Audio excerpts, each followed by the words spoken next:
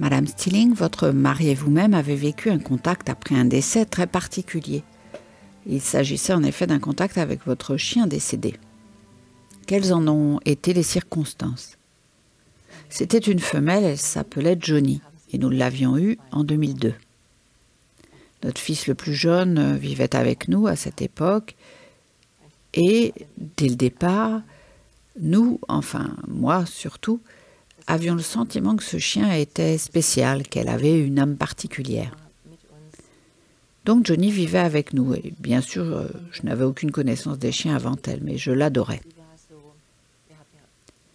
Dans certaines situations, il n'est pas toujours facile d'élever un chien. Mais c'était dans sa nature de faire tout son possible pour nous, donc tout se passait très bien. Nous travaillions tous les deux encore à ce moment-là. Notre plus jeune fils allait à l'école, donc elle devait rester seule, et ça, dès son plus jeune âge. Je me demandais si elle pourrait faire face à la situation. Mais elle s'est adaptée parfaitement et avec grand plaisir à notre style de vie. Donc elle a fait partie de notre vie, il n'y a jamais eu aucun problème. Elle était très intelligente. Elle est décédée l'année dernière, en 2018. Comment pourrais-je dire? Elle ressentait beaucoup de choses. Je me disais souvent, mais comment est-ce possible qu'un chien puisse connaître mes pensées comme ça?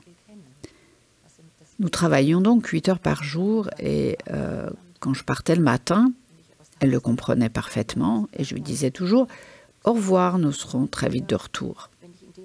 Et quand de façon occasionnelle, je me demandais si ce jour-là, je pourrais l'emmener au travail, si la situation du jour le permettait pour les enfants à l'école. Eh bien, elle comprenait, elle se levait alors et m'accompagnait à la porte. Et ça, c'était vraiment stupéfiant parfois. De façon générale, elle était très intelligente. C'était un chien d'une sagesse étonnante. Et concernant les changements dans notre vie, eh bien, elle était un peu comme notre ange gardien. Elle a vécu jusqu'à quel âge? 16 ans. C'était son anniversaire la semaine dernière, elle aurait eu 17 ans. Monsieur Touch, que diriez-vous de ce chien? Moi non plus, je ne connaissais rien aux chiens. En tout cas, pas comme un animal de compagnie. Et parfois, j'étais vraiment ébahie. Il y avait quelque chose en elle, vous savez. Par exemple, Johnny comprenait qu'une laisse n'était pas nécessaire pour aller en promenade. Elle déambulait près de nous et quand il y avait un carrefour, elle attendait patiemment sur le trottoir que nous la rejoignions et que nous lui indiquions qu'elle pouvait traverser. Je trouvais ça véritablement fascinant, qu'une chose pareille soit possible. On pourrait parler de bon sens s'il s'agissait d'êtres humains, mais là, il s'agissait d'un chien. Il n'y a jamais eu aucun problème avec elle. Elle se comportait toujours de façon exemplaire. Il n'y a jamais eu aucune situation conflictuelle, jamais aucune. C'était en fait mon problème avec les chiens auparavant. Mais elle, non. Elle a parfaitement trouvé sa place dans notre vie. Et comme tu l'as dit, il suffisait de penser à quelque chose et elle savait ce qu'on attendait d'elle. Monsieur Touch, quelle fut votre expérience de contact après le décès de votre chien? Nous avions pris conscience que Johnny montrait de plus en plus de signes de vieillissement.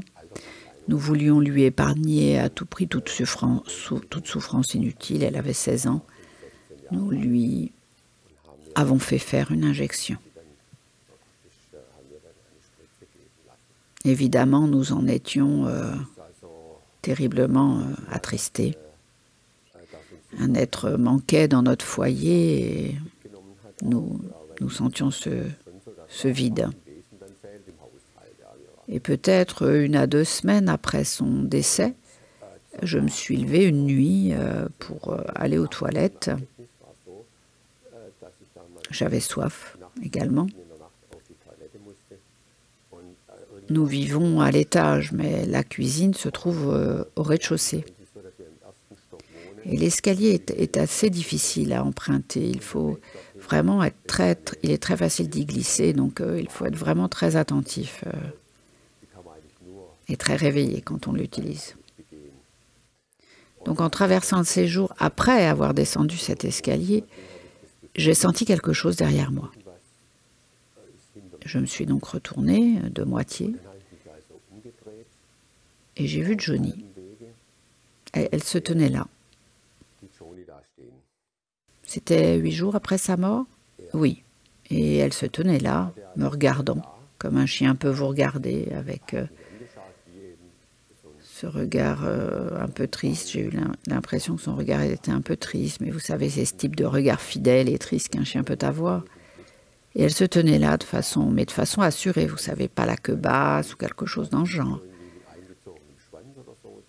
C'était comme si elle me disait, je suis morte, j'en suis bien triste, mais je suis toujours avec vous, vous savez. Et elle se tenait donc là. Ensuite, il m'a fallu quand même un moment avant de comprendre ce dont je venais de faire l'expérience. Et c'est tout à coup devenu très clair pour moi. J'ai alors pensé, c'est absolument pas possible. Vous avez vu votre chien? Oui, j'ai vu Johnny très clairement. Et c'est alors qu'un espèce de mécanisme s'est déclenché en moi. Ça peut pas être réel, c'est tout simplement impossible. J'avais l'impression que ça avait duré une éternité. C'était en tout cas l'impression que ça m'avait donnée. Et donc avec cette pensée en tête, ça n'est pas possible, c'est complètement impossible, je me suis retournée pour aller dans la cuisine. Et quand je me suis retournée à nouveau tout en marchant, Johnny n'était plus là. Pour autant, mon esprit était vraiment focalisé sur ce que je venais de vivre. J'ai même vérifié l'heure à ma montre, il était 3 heures du matin. Je suis ensuite allée me coucher, ma femme dormait, ou en tout cas elle ne bougeait pas. Et avant de m'endormir, j'ai repassé ces événements, ce que j'avais vécu dans ma tête. Mais en fait, tout a pris son sens véritablement le lendemain matin, quand ma femme, au petit déjeuner, m'a raconté ce qu'elle avait vécu. Je crois que je te l'ai dit en fait au réveil et pas au moment du petit déjeuner, parce que quand j'ai réalisé qu'il était réveillé, j'ai dit à mon mari, « Herman, tu ne vas pas croire ce qui m'est arrivé cette nuit. » J'ai senti Johnny dans mes bras. Je lui ai alors raconté mon rêve. Et c'était vraiment une sorte de rêve insensé.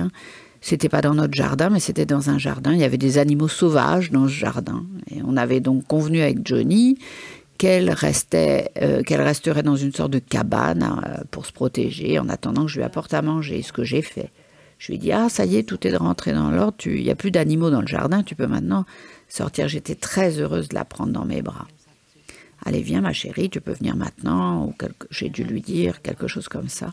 Et je l'ai portée ensuite, elle n'était pourtant pas un petit chien, mais je l'ai portée dans mes bras jusqu'à la maison et je l'ai posée sur mes genoux.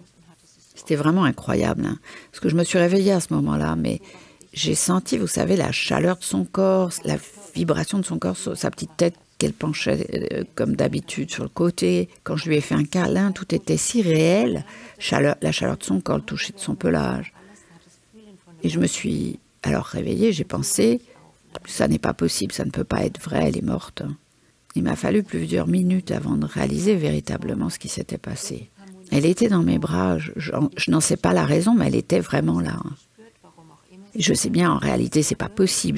Je suis donc restée allongée tout un moment à y penser. Je me suis demandé si c'était arrivé parce que Johnny voulait nous dire ne soyez pas triste, je suis toujours là avec vous sous une autre forme. J'ai regardé l'heure, car je n'arrivais pas à dormir. Et il était à peu près 3 heures du matin. Le lendemain matin, j'ai donc relaté mon expérience à mon époux et quand j'ai dit « Herman, ça s'est passé vers 3 heures du matin », il a alors commencé à me raconter son expérience à lui. Je me souviens, je ne sais plus si c'était pendant le petit déjeuner. Il m'a alors dit qu'elle était dans le séjour. C'était vraiment incroyable. Je me suis dit, ce n'était pas mon imagination donc. J'avais vraiment la sensation physique de tenir mon chien dans les bras pendant un moment. Quelle a été la conséquence de cette expérience pour vous? Pour moi, cette expérience confirmait ce dont j'avais l'impression depuis une vingtaine d'années, c'est-à-dire que les animaux ont une âme aussi.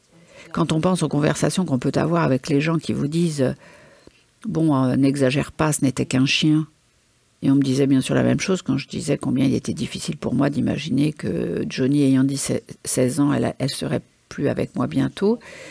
Je me sentais pleine d'amertume quand je racontais ça et j'étais triste, donc j'ai décidé de ne plus en parler. Et cette expérience avec Johnny me confirmait que l'âme perdure après la mort. En tout cas, c'est ce que j'ai ressenti. Et pour moi, c'est la même chose que l'on parle d'humains ou d'animaux. Ça a donc été ma conviction ensuite. Est-ce que le fait que Johnny ait donné signe de sa présence m'a conforté et m'a réconforté. Nous avons eu la possibilité de la mettre dans une belle tombe, dans un jardin qui nous appartient. Et le fait que nous ayons eu le droit de l'enterrer là est un peu un signe de notre profond attachement pour elle. C'est encore un lien entre nous et elle. C'est comme si elle nous disait « Vous savez, je suis toujours là, sous une autre forme avec vous ». Toutes ces sensations ont confirmé mon ressenti. Monsieur Touch, avant cette expérience, avez-vous l'assentiment qu'une partie non physique des animaux perdurait après la mort? Non, ça m'était impossible à imaginer. Ce n'était pas possible pour moi d'imaginer que quelque chose comme ça puisse arriver. Parce qu'on entend beaucoup de choses sur ce type de phénomène, c'est vrai, mais il n'est pas facile d'y croire, vraiment. Cette expérience m'a réellement fait beaucoup réfléchir. Tout d'abord, ce fut la surprise de voir mon propre animal. Et ensuite, la surprise qu'un animal puisse tout simplement apparaître à quelqu'un. On a souvent entendu parler d'êtres décédés qui apparaissaient aux gens. Mais j'ai également été surpris par la concomitance de l'expérience de ma femme et de la mienne. Ça s'est réellement produit la même nuit, sans évidemment aucune anticipation de notre part. J'ai vraiment été ébahie quand elle m'a raconté le matin cette expérience qui était si semblable à la mienne.